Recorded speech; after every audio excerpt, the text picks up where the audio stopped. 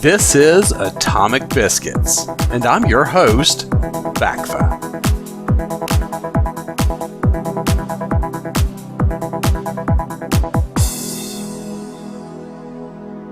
Welcome, friends, to another episode of Atomic Biscuits. This is episode 2024-1027.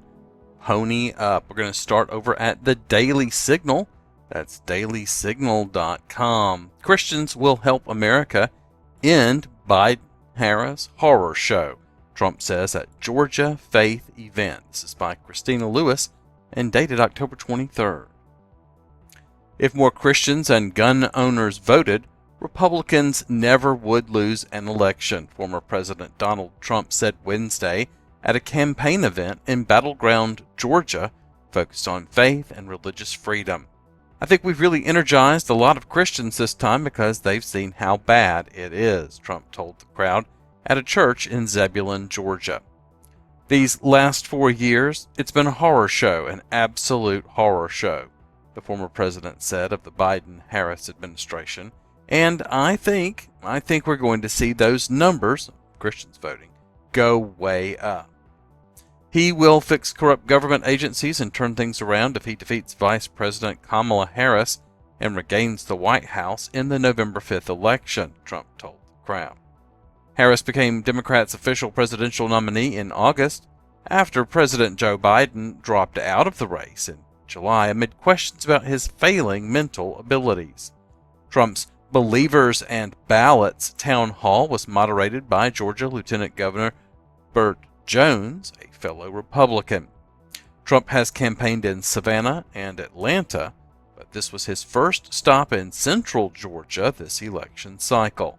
In the 2020 election, Biden defeated Trump by only 0.2% of the vote in Georgia, a result that Trump unsuccessfully contested, among others. Trump answered voters' questions and outlined his plans for a second term at the town hall-style event. The former president again attributed his survival of an assassination attempt at a July 13th campaign rally in Butler, Pennsylvania, to an act of God.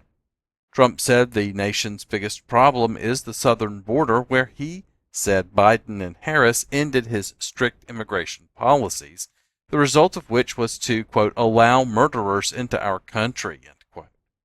Illegal aliens have surged to the border since 2021 as other nations empty out their prisons from all over the world, Trump said. Jones thanked Trump for starting a GoFundMe page that raised over $7 million in less than a week after Hurricane Helene hit to help victims of the storm in Georgia and elsewhere. A record number of early voters are going to the polls in Georgia and other states, according to news reports. We want to make it too big to rig, right? Trump said of the election and fears of voter fraud. Trump also touched on Israel and the ongoing turmoil in the Middle East. We're going to do a lot for Israel and we're behind them, Trump said of the Jewish state's war and Hamas, since the terrorist organization that governs the Gaza Strip went on a rampage of rape, torture, and murder in southern Israel on October 7, 2023. And the big thing, we want to have peace in the Middle East, Trump said. We want to have Russia stop with Ukraine, he added of the Russian invasion of the former Soviet Republic in February of 2022 and ensuing war. We're going to get that done. Trump also said he has a simple solution to inflation once he returns to the White House. We're going to drill, baby, drill, and that's going to bring the prices of everything down, Trump said, referring to the economy's need for more oil, natural gas, and other domestic sources of less expensive energy. That's going to bring everything down because it's such a big component of the fabric of our life, he said. Again, that's over at dailysignal.com. Breitbart has this story. Biden-Harris parole pipeline welcomes nearly 1.4 million illegal migrants to the United States. This is by John Binder. President Joe Biden and Vice President Kamala Harris's parole pipeline has welcomed nearly 1.4 million migrants into American cities and towns, surpassing the populations of 8 states. On Tuesday, Department of Homeland Security, that's DHS, Secretary Alejandro Mayorkas released figures for September showing that Biden and Harris's parole pipeline is continuing to release tens of thousands of migrants into the U.S. interior via the southern border and commercial flights every month. From January 2023 through September 2024, almost 1.4 million migrants were released into American communities through the CBP-1 migrant mobile app at the border and the CHNV program, which allows migrants from Cuba, Haiti, Nicaragua, and Venezuela to fly to the U.S. The number of migrants welcomed to the U.S. through Biden and Harris's parole pipeline now surpasses the populations of Wyoming, Vermont, Alaska, North Dakota, South Dakota, Delaware, Rhode Island, and Montana. Since CBP-1's inception, the Biden-Harris administration has brought more than 852,000 migrants to the United States. Those arriving via the app are primarily from Venezuela, Cuba, Mexico, and Haiti. The app allows migrants to schedule appointments at the border for their release, with parole into the U.S. interior. Likewise, the CHNV program, which was shut down for weeks by DHS due to widespread fraud, has brought more than 531,000 Cubans, Haitians, Nicaraguans, and Venezuelans to American towns. Harris, if elected president next month, is hoping to codify the parole pipeline into federal law to ensure a constant stream of migrants arriving in the U.S. Meanwhile, former President Donald Trump and Senator J.D. Vance, Republican from Ohio, have vowed to shut down the parole pipeline. Again, this is over at Breitbart.com. Well, they can continue their pipeline, but the problem is they have to go somewhere. And big blue city Democrat zones have figured out that it's just not sustainable, as we see in these next few articles. This one from ZeroHedge.com, titled Open Border Backlash as New York City Deports Thousands of Migrants to Texas, Illinois, and Florida. After Texas bussed over 45,000 migrants to New York City amid an influx of more than 200,000, the Big Apple is sending some of them back. Now, this occurred because New York was one of the states, and New York City was one of the cities, who was promoting open borders. Oh yeah, come on. So when they came across the border into Texas and swamped everything there, they sent them packing to New York City to sort of give them a taste of the medicine that they had unleashed on Texas. According to a new report from Bloomberg, New York City has issued over 47,000 one-way tickets, 4,500 of them to Texas, through a voluntary program that transfers asylum seekers out of the city.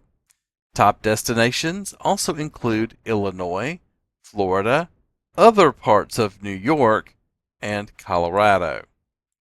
The ticketing program has helped slash the number of asylum seekers reliant on the city, as have application assistance for work authorization and a policy limiting shelter stays. Adams said earlier this month the top destinations for migrants asking to leave the Big Apple also include Illinois, Florida, and Colorado, as well as other parts of New York. Most travel on planes. Now, so keep that in mind the next time you're frisked at the airport to see if you've got a gun up your ass. According to city official Fabian Levy, these are not chartered buses, but are instead individual tickets we're purchasing after sitting down with migrants and hearing what they want to do. When was the last time you went by a government office like the post office and said, "Yeah, I think I'd like to go to Chicago. Can you give me a ticket?" And you got one. Yeah, it just doesn't seem to work that way for the rest of us. Since April 2022, Texas has bused around 120,000 migrants to cities around the country, according to a statement from Governor Greg Abbott's office. Over 12,500 migrants to Washington, D.C. since April of 2022. Over 45,900 migrants to New York City since August of 2022. Over 36,900 migrants to Chicago since August of 2022. Over 3,400 migrants from Philadelphia since November of 2022. Over 19,200 migrants to Denver since May 2023. Over 1,500 migrants to Los Angeles since June of 2023. Our latest battle has been against Tren de Aragua.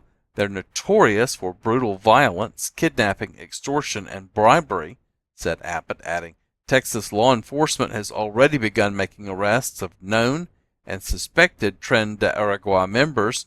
Together, we will secure our border, defend our communities, and keep Texas safe. And that's over at ZeroHedge.com.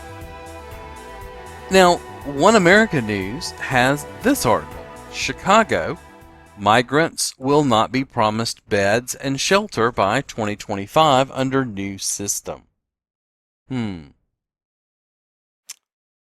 By the end of the year, authorities will start closing Chicago's migrant shelters, which have been overrun and at capacity from the flocks of illegal aliens who have traveled to secure their free shelter, food, and other U.S. taxpayer-funded benefits.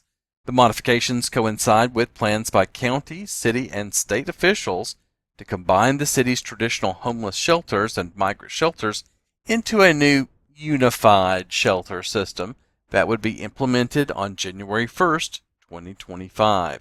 The new consolidated shelter system, known as the One System Initiative, was unveiled by Democrat Chicago Mayor Brandon Johnson on Monday. Its goal is to simplify the city's provision of shelter and other services to both long-term homeless Chicagoans and illegal aliens. This week marks the start of the transition to the new system. The mayor's administration said Tuesday that the only migrants who will be allowed to be placed in one of the city's 13 migrant shelters must have entered the United States in the last 30 days or less. However, the 60-day eviction policy at migrant shelters will likewise be terminated under the new system. When the new unified system goes into force on January 1st, asylum seekers who are still in shelters will be permitted to remain there and reap its free resources. Quote, this will help ensure that we have a single and equitable shelter system for anyone, an equitable shelter system for anyone experiencing homelessness. It will also eliminate shelter stay limits and over time will provide more options for unhoused residents and families with children, Johnson said. The goal of a one-shelter system is to eliminate a segregated system. The authorized landing zone for migrants will only be open from 8 a.m. to 8 p.m. on November 1st instead of remaining open overnight. By the end of 2024, the landing zone will close, and migrants and those looking for shelter bed will have to use the city's 311 phone system. Still, there may not be enough beds in the city's new consolidated shelter system to accommodate all of the migrants who are now residing there. The One System initiative aims to provide 6,800 beds for homeless individuals in Chicago, regardless of their immigration status. The homeless shelter system run by the city's Department of Family and Support Services now has 3,000 beds.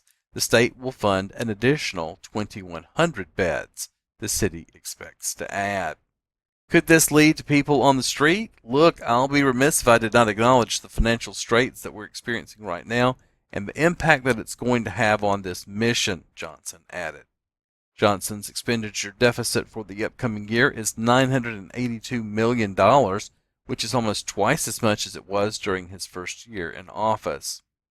That's over at OANN.com, One America News Network.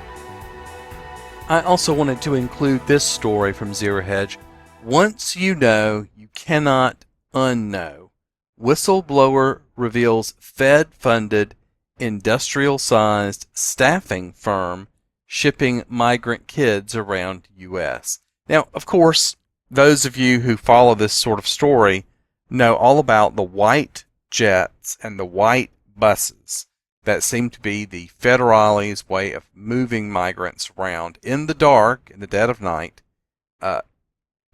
just landing people everywhere. Well, mixed in with all those things you're not supposed to see, apparently they've got a lot of human trafficking with children at its core. A contract specialist from the General Services Administration spoke with investigative journalist James O'Keefe about the federal government awarding a massive contract to an industrial-sized staffing agency to transport unaccompanied migrant kids across the country. Quote, "My line in the sand moment was when I found out that GSA had awarded a contract to a company to transport unaccompanied minors," GSA senior contract specialist Clarissa Ruppe told O'Keefe in a sit-down interview shared on X. There's some information, and there's a lot of links in this article, so I would encourage you to come look at it at Zero Hedge. I'll leave the link to this and all the stories I cover over on my account at Gab at BACFA. Ruppe explained GSA, on behalf of the federal government, awarded MVM, a private security contractor with ties to the CIA, NSA, FBI, and Homeland Security, with a massive $347 million contract for the transportation services of unaccompanied minors across the United States. She said the contract made her feel like someone kicked me in the gut. Ruppe described the federal government treated accompanied migrant children like commodities, like potato chips on a truck. She noted this MVM contract highlights the big money business in the migrant crisis. "Once you know, you cannot unknow," Ruppe stated, warning that horrifying conditions she witnessed inspired her to speak out. "It's about the children, and it's my duty now to speak up." There's a video here from James O'Keefe with her testimony. At the core of this taxpayer-funded invasion machine of new future Democratic voters are staffing agencies, the same ones that profited off the endless wars in the Middle East, retooled their business models from assisting the federal government in foreign wars, providing domestic services to support the migrant invasion. Areas where migrants were dumped in 2023? Well, there's a map for that. In the battleground states that will decide this November's election, about 72% of migrants in 2023 went to Biden counties, while less than a third went to Trump counties.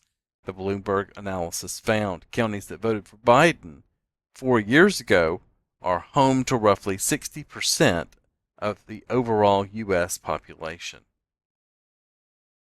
These staffing firms have been awarded big contracts to provide private security, transportation, and many other services to ensure the smooth operation of the invasion domestically. Earlier this month, Real America's Voice host Ben Bergquam posted on X more breaking footage of the Democrats harboring illegals in Chicago, now using unmarked brand new hotels like this Holiday Inn at such and such a location to disguise Kamala and Biden's illegal invasion operations. Bergquam's video of the Holiday Inn-filled migrant hotel in the Chicago metro area is very intriguing. First, the security guards appear to be sourced from staffing firm Garda World. There's more video from X. Last month, muckraker's Anthony Rubin dropped a bombshell in a report titled, "Finding the Fed's Missing Children, Child Trafficking in America." He provided intel that MVM was caught moving unaccompanied migrant children around the country. Video about that as well. In 2012, the head of Garda World told Reuters that Middle East conflicts had kept the staffing firm busier than ever and has never been greater, adding, "I don't want to say it's gold rush, but business is very good. The American people need to understand The same industrial-sized staffing firms that profited off the deep state's endless wars in the Middle East are profiting off the Biden-Harris migrant invasion, a government-created crisis. Taxpayers funded the migrant invasion chaos. Again, that's over at zerohedge.com.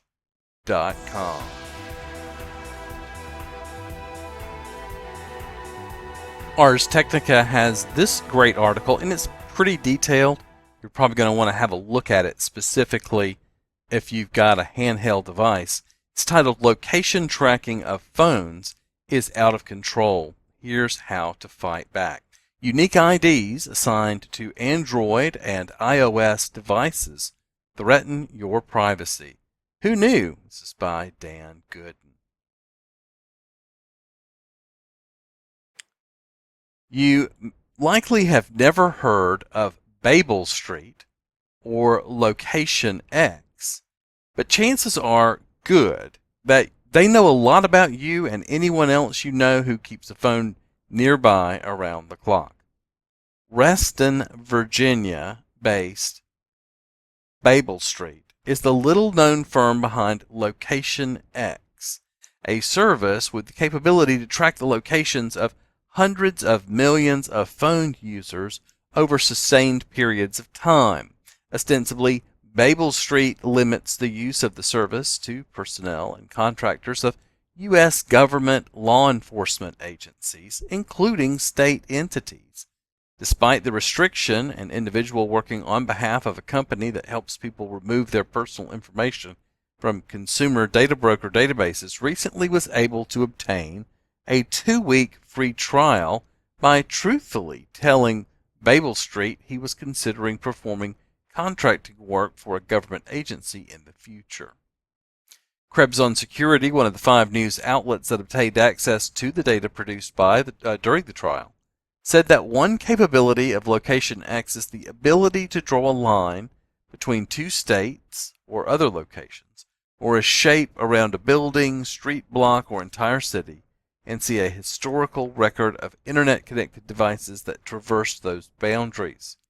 Reporter Brian Krebs said that the data included nearly 100,000 hits for a phone of a New Jersey police officer who recently became the victim of an intense doxing campaign that subjected her and her family to dozens of death threats from people who knew her home address and the phone numbers of both her and her husband. The campaign included masked people in cars driving outside the family's home. The data seen by the person using the 2-week trial provided a detailed and intimate picture of the officer over several months. There's no indication that the people stalking and harassing the family used Location X, but there's little doubt the service could have allowed them to determine the officer's phone number and residence location. 404 Media, another outlet given access to the data, reported that the trove allowed a reporter to zoom into the parking lot of an abortion clinic in Florida and observe more than 700 red dots, each representing a phone that had recently visited the clinic. Location X then allowed that reporter to trace the movements of one specific device. That device, and by extension the person carrying it, began the journey in mid-June from a residence in Alabama. The person passed by a Lowe's home improvement store, drove on a highway, visited a church, crossed into Florida, and finally stopped at the clinic where the phone indicates the person stayed for 2 hours before leaving and returning to Alabama. The data tracked the phone as having visited the clinic only once. The technology making this vast data collection possible, of course, tracking mechanisms built into Android and iOS and the apps that run on those operating systems.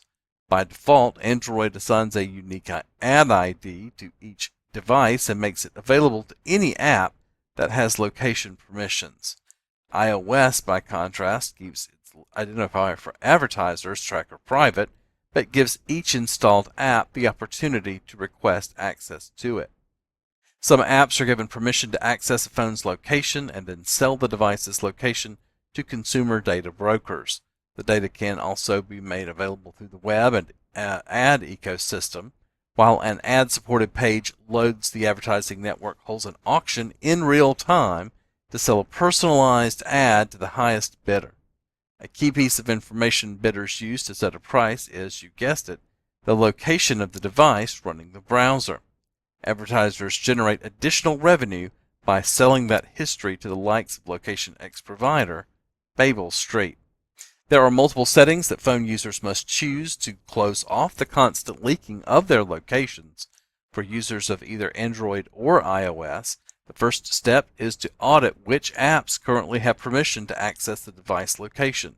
This can be done on Android by accessing Settings, Location, App Location Permissions, and on iOS, Settings, Privacy and Security, Location Services. Both operating systems will display a list of apps and whether they are permitted access always, never, only while the app is in use, or to prompt for permission each time. Both also allow users to choose whether the app sees precise locations down to a few feet or only a coarsely grained location. For most users, there's usefulness in allowing an app for photos, transit, to maps, or to access a user-specific precise location. For other classes of apps, say those for internet jukeboxes at bars and restaurants, it can be helpful for them to have an approximate location, but giving them precise, fine-grained access is likely overkill. And for other apps, there's no reason for them ever to know the device's location. With a few exceptions, there's little reason for apps to always have location access. Not surprisingly, Android users who want to block intrusive location gathering have more settings to change than iOS users. The first thing to do is Settings, Security and Privacy, Ads, and then choose Delete Advertising ID. Then promptly ignore the long, scary warning Google provides and hit the button confirming the decision at the bottom. If you don't see that setting, good for you, it means you've already deleted it. Google provides documentation at the link provided here.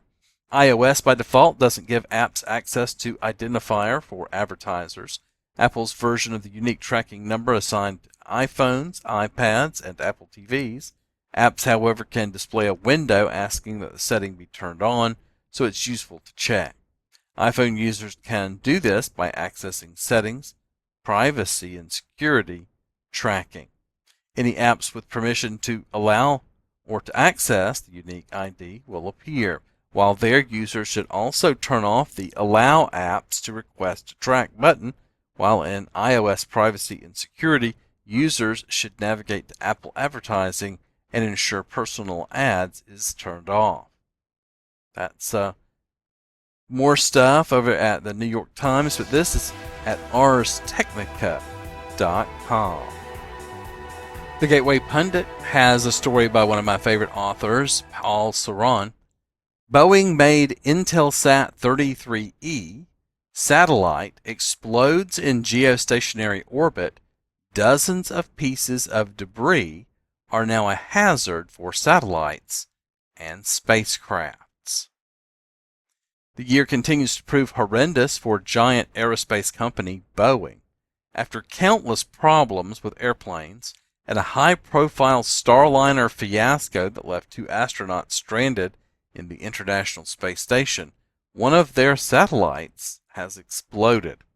The U.S. Space Force is at this point tracking debris in space after the Intelsat satellite manufactured by Boeing exploded a few days ago. CBS News reported the Intelsat 33E satellite, which was launched in 2016 and provides communications across Europe, Asia, and Africa, experienced an anomaly on Saturday. Intelsat said in a news release attempts were made to work with Boeing and repair the satellite, but on Monday the U.S. Space Force confirmed that the satellite had exploded. The satellite's explosion left customers without power or communications services. Since the breakup, the U.S. Space Force is now tracking around 20 associated pieces of the satellite in space. The agency said there are no immediate threats, and routine assessments to ensure safety are ongoing. Russia's space agency, Roscosmos said it had recorded more than 80 fragments of the destroyed satellite. Analysis of the piece's trajectory determined that the destruction of the satellite was instantaneous and high energy, Roscosmos said. This couldn't have come at a worse moment, as the company, under a big microscope for its seemingly faulty manufacturing process. Boeing planes made headlines all year for the wrong reasons. They had whistleblower complaints, federal investigations, and a major space fiasco. The company has had a third quarter loss of more than $6 billion. 10% of the company's workforce is to be cut. Tens of thousands of manufacturing employees are currently on strike.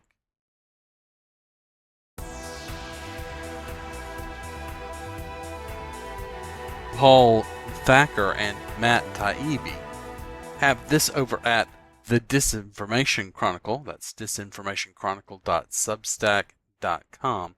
Election exclusive. British advisors to Kamala Harris hope to kill Musk's Twitter. England, not Russia, is the culprit in a real foreign election interference story, as the leaked stateside plans of an advisory group with close ties to Prime Minister Keir Starmer show.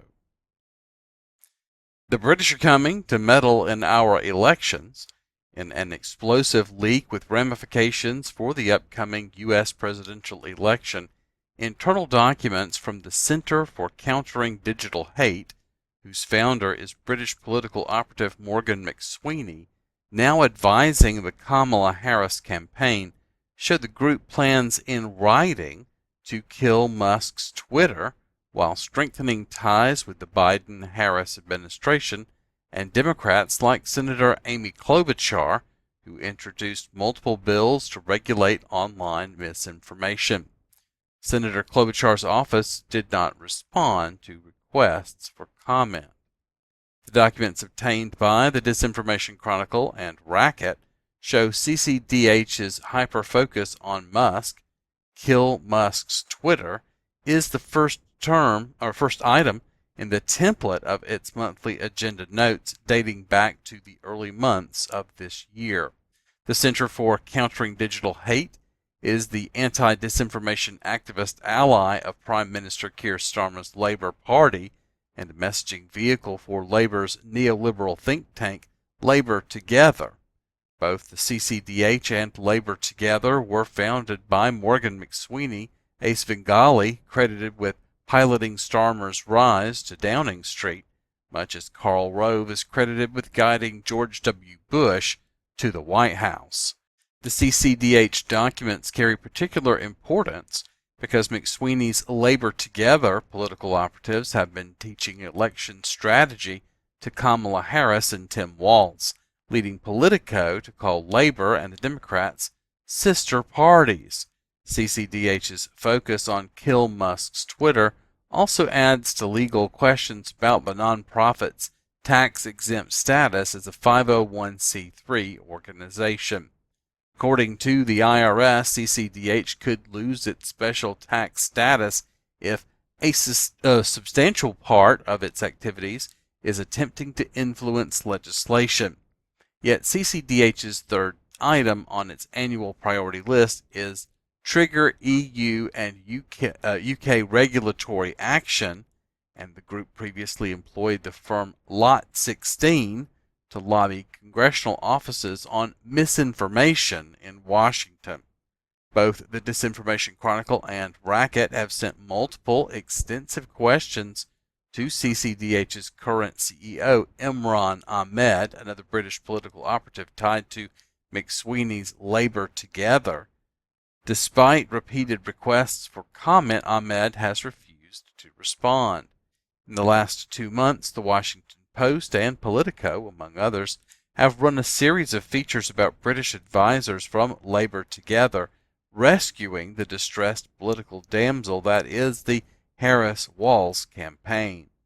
Politico casts McSweeney as the election mastermind who first helped Keir Starmer defeat leftist Jeremy Corbyn to become the head of Labour, all the way to Starmer's landslide win over Conservatives to become prime minister this past July, implying that McSweeney and his team can perform a similar miracle for Harris. McSweeney is an ascendant figure, having just been promoted to Starmer's chief of staff in something of a palace coup after the abrupt resignation of longtime labor fixture Sue Gray. McSweeney is lionized not just for a Carville-style rightward tilt within the party, but for mastery of fundraising and dark money, having reportedly pulled a host of new wealthy donors to Labor in the last 2 years. After 25 years of the special relationship being essentially one-way traffic with Washington politicos advising the Brits, the Democrats now believe they actually have something to learn from Labor, as Politico explained. Democrats will supposedly learn from Labor's tactical brilliance. For example, Starmer countered former conservative PM Rishi Sunak's accusations of being soft on immigration by promising to smash the criminal boat gangs bringing migrants across the English Channel. The new British government also believes that a Harris defeat would leave Starmer alone as the keeper of the center-left flame and in worrying isolation as the Grand Atlantic Alliance's last hope. On top of providing election strategy, over 100 current and former Labor staffers have begun knocking on doors for Harris this summer, drawing howls from Trump surrogates such as Sebastian Gorka, who called it a bloody outrage. The stateside dispatch of Labor personnel has been depicted in British media as a self-interested gambit to keep America's war machinery closely aligned with Israel and Ukraine, and billions of American defense dollars flowing in both directions. However, these are only the visible parts of the British invasion. McSweeney's Labor Together has been operating in the U.S. for several years through CCDH. The Starmer Labor Together formula for regaining power in the UK relied heavily on CCDH's aggressive efforts to deplatform rivals on the left and right by lobbing accusations of bigotry, misinformation, and other misdeeds. As reported in Tablet and Racket, one of CCDH's successes involved silencing Starmer's critics on the left by leading a boycott of advertisers for news sites like the left-leaning Canary on the grounds that its pro-Palestinian takes were anti-Semitic. McSweeney has been praised for convincing Starmer that he needed to sacrifice party unity to demoralize the far-left faction, as Politico put it. In the U.S., a now defunct CCDH offshoot called Stop Funding Fake News led multiple successful boycotts of media figures across the spectrum, from Zero Hedge during the BLM riots to The Federalist. The formula often involved collaborating with a mainstream media outlet to level an accusation of bigotry, followed by a pressure campaign against advertisers to shut off revenue to the target. CCDH went directly after us, and he worked with Google when they briefly suspended all advertising on Zero Hedge, our primary source of revenue then, recalls Zero Hedge editor Tyler Durden, noting that the boycott came after CCDH worked with NBC on an article depicting them as racist, proclaiming damage from BLM riots was uncovered. Similar tactics led to demonetization of The Federalist, whose apparent crime was a June 3, 2020 piece called "The Media Are Lying to You About Everything, Including the Riots." Like Zero Hedge, The Federalist criticized mainstream coverage of BLM protests, including calling not yet fired CNN anchor Don Lemon a not very bright man. NBC News colluded with a foreign left-wing group in an attempt to destroy us because it disagrees with our political commentary and media criticism, The Federalist editor Molly Hemingway told the Wall Street Journal at the time. Meanwhile, CCDH launched a separate campaign against Substack, claiming the company profited from vaccine disinformation. It failed, as the firm essentially told them to fuck off when asked to ban contributors like Alex Berenson and Dr. Joseph Mercola from the platform, as a person with ties to the company put it. Berenson's crime was the headline, Vaccines Don't Stop COVID Hospitalizations or Deaths, an article based on a Journal of the American Medical Association report. At Substack, we don't make moderation decisions based on public pressure, wrote Substack's then PR director, Lulu Maservi. CCDH then quietly backed off. Now CCDH's growing Washington office is working on similar plans to kill the online presence of Democratic rivals like Musk by attacking X's advertising revenue, a tactic first perfected in London against the Canary.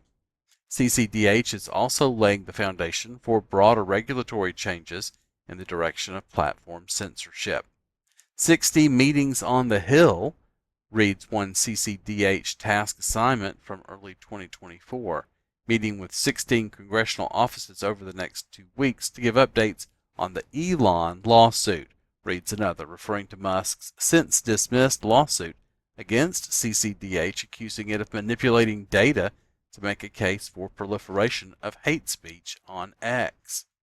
CCDH also held meetings with federal legislators while pushing for change in USA toward a censorious proposal it calls the STAR framework, which would create an independent digital regulator that could impose consequences for harmful content. STAR's core concepts are similar to Europe's just instituted Digital Services Act and Britain's even more stringent Online Safety Act, which puts the national media regulator Ofcom in charge of determining fines for uncooperative platforms. The latter law has been the basis for Starmer and Ofcom threatening Musk with strong action in the wake of this summer's riots, which the UK claims were fueled by disinformation. That the CCDH is pushing STAR in the US is obvious from its agenda notes.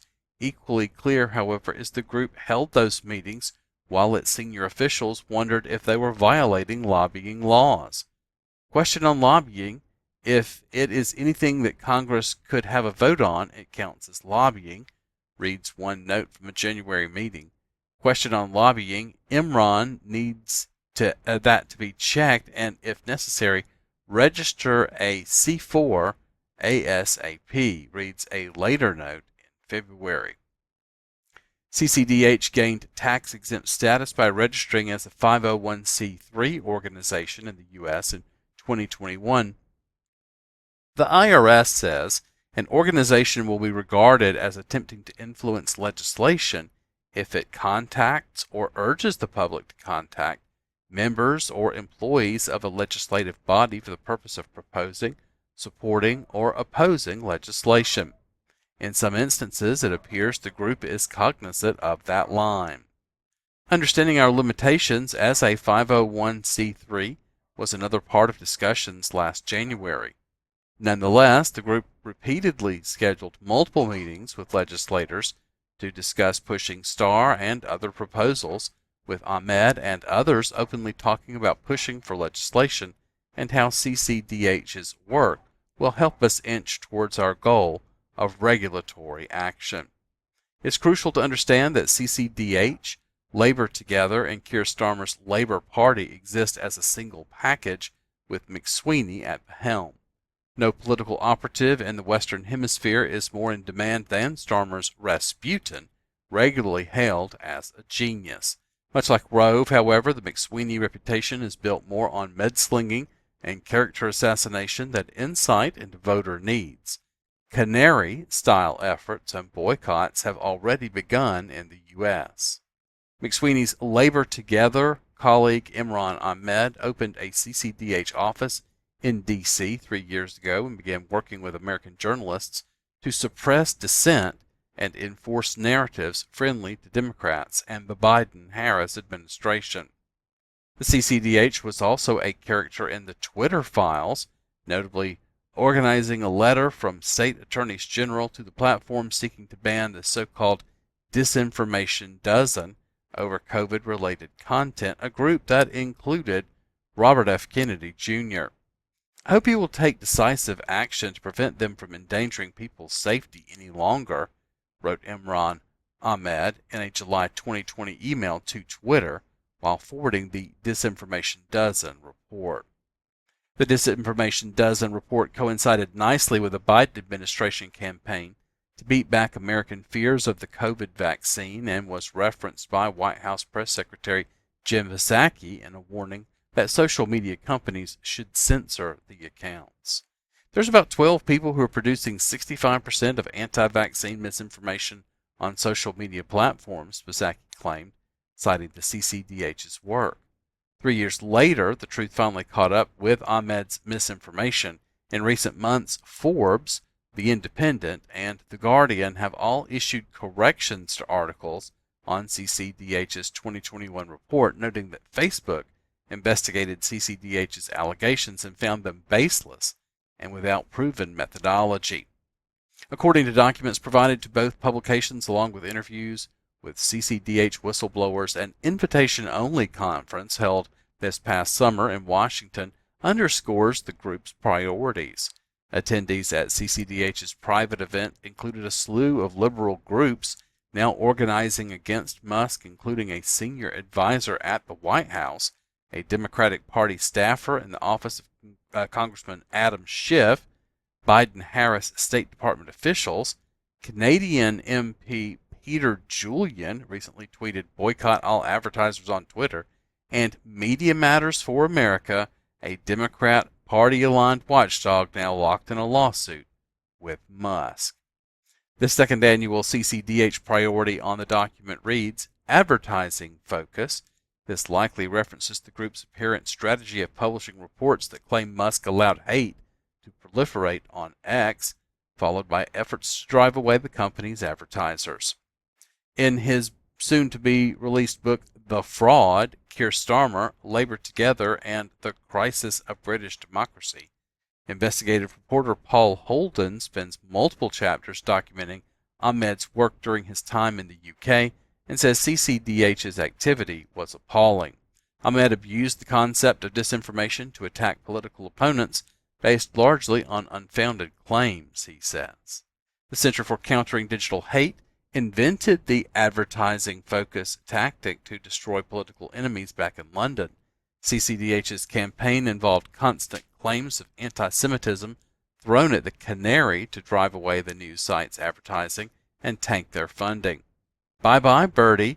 Hyper-partisan fake news website The Canary is on its last legs, tweeted British TV host and CCDH campaigner Rachel Riley, celebrating a 2019 crash in Canary's advertising.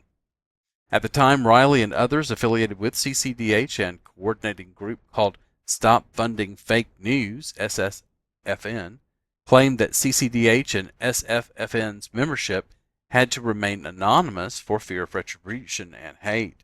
But the Canary later exposed both groups as fake grassroots organizations that were actually political campaigns operated by Labor Together and Imran Ahmed. Until the Canary revealed Ahmed as the man running CCDH, he remained in the shadows. Once exposed, Ahmed admitted to running CCDH since its beginning, although he gets the date wrong.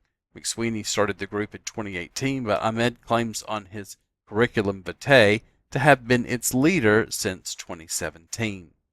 Ahmed's CV was provided by a whistleblower. McSweeney and Ahmed kept much of Labor Together's political shenanigans hidden from public view, but former Guardian editor Anushka Athana has dredged up bits and pieces of McSweeney's rise to power in a recently published book, Taken as Read, an excerpt of which appears on the Guardian website, reads, "One of McSweeney's obsessions was the Canary, an alt-left website that had seemed to appear from nowhere and grown to a peak of 8.5 million hits a month. Moreover, Corbyn supporters trusted the site equally to the Guardian, their other favorite source of information, and so McSweeney had an aim to schmooze the Guardian and kill the Canary. Destroy the Canary or the Canary destroys us," he told the Labor Together MPs. To wrap things up this week, I wanted to share with you this post over at noisyroom.net. Chapter 45, Every Conspiracy Begins with a Theory. Globalism is a replacement ideology that seeks to reorder the world into one singular planetary unistate ruled by the globalist elite. The globalist war on nation-states cannot succeed without collapsing the United States of America. The long-term strategic attack plan moves America incrementally from constitutional republic to socialism to globalism to feudalism. The tactical attack plan uses asymmetric psychological and informational warfare to destabilize Americans and drive society out of objective reality into the madness of subjective reality. America's children are the primary target of the globalist predators. Space is no longer the final frontier. Reality is. Objective reality is the lethal enemy of the globalist elite and their conspiracy to rule the world. It's a competing ideology which must be destroyed and replaced with subjective reality in order for the conspiracy to succeed. The U.S. Constitution and Bill of Rights were written in the aftermath of the American Revolutionary War, carefully crafted to protect we the people from government overreach. It was a time of great consequence. The Bill of Rights, ratified in 1791, comprises the first 10 amendments to the Constitution. It defines Americans' rights in relation to their government. The National Archives describes the First Amendment with emphasis. The First Amendment provides several rights protections: to express ideas through speech and the press, to assemble or gather with a group to protest or for other reasons, and to ask the government to fix problems. It also protects the right to religious beliefs and practices. It prevents the government from creating or favoring a religion. Our founding fathers understood that freedom of speech is the foundation of all freedom, and that without freedom of speech no other freedoms exist. The freedom to speak is connected to the freedom of the press to print articles that criticize the government. It's also connected to the freedom of Americans to gather in protest and to criticize their government. Our forefathers established a government of the people, by the people, and for the people, in opposition to the binary monarchical power structure of Great Britain at the time. Americanism was a revolutionary idea that had never existed anywhere in the world. Today, almost 250 years later, the conspiracy to return America to a binary infrastructure of rulers and the ruled has reached its tipping point. But every conspiracy begins with a theory. David Rockefeller's 500-page autobiography, Memoirs, will be remembered for what was written on page 405. Rockefeller, a self-described internationalist, epitomizes the globalist elite and their supremacist mindset. Some even believe we, Rockefeller family, are part of a secret cabal working against the best interests of the United States, characterizing my family and me as internationalists and of conspiring with others around the world to build a more integrated global political and economic structure, one world, if you will. If that's the charge, I stand guilty and I'm proud of it. David Rockefeller's astonishing admission at the 1991 Bilderberg meeting will also be remembered. We are grateful to the Washington Post, the New York Times, Time Magazine, and other great publications whose directors have attended our meetings and respected their promises of discretion for almost 40 years. It would have been impossible for us to develop our plan for the world if we had been subject to the bright lights of publicity during those years. But the work is now much more sophisticated and prepared to march toward a world government.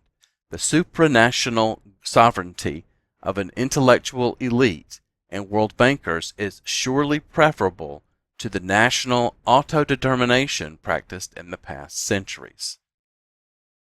The globalist elite are conspiring to achieve world domination. Most deny they are conspirators, and unlike David Rockefeller, respond to conspiracy allegations with outrage and loud accusations of conspiracy theory. Some are simply condescending and dismissive, but how they react doesn't matter. What does matter is that no conspiracy to collapse the United States of America could ever be successful without a corrupt and colluding media. The mainstream media, including print media, publishing, the news media, photography, cinema, broadcasting, radio and television, and digital media, including social media and advertising, are owned and operated by 6 globalist media companies known as the Big Six. 90% of all U.S. media What you read, watch, and hear is controlled by Comcast, Walt Disney, AT&T, Paramount Global, Sony, and Fox. This staggering centralization of power and communications has enabled the globalist elite to curate, censor, misinform, disinform, and create an echo chamber to propagandize and indoctrinate Americans 24 hours a day, 7 days a week. The echo chamber is founded on the marketing principle that familiarity breeds acceptance. Information is honed, weaponized, and scripted so that the same news is continuously parroted across the networks. Investigative reporting is dead. Opposing voices are silenced. The colluding media are responsible for fake news and for facilitating the COVID-19 fear campaign that terrorized our nation. The globalist elite and their minions rely on ad hominem attacks. Anyone presenting factual evidence opposing the globalist COVID-19 narrative is mercilessly smeared and attacked by the media. Doctors and researchers presenting evidence that the COVID-19 jabs were not safe were fired, their reputations ruined. Those who explained how COVID-19 was being exploited to advance digital IDs were censored. The globalist conspiracy to collapse the United States could never have gotten to this point without the complicity, cooperation, and coordination of the media. We no longer have a free press in the United States. We have the globalist narrative news advancing the supranational sovereignty of an intellectual elite and world bankers, the univoice of the uniparty seeking to establish the unistate in the United States.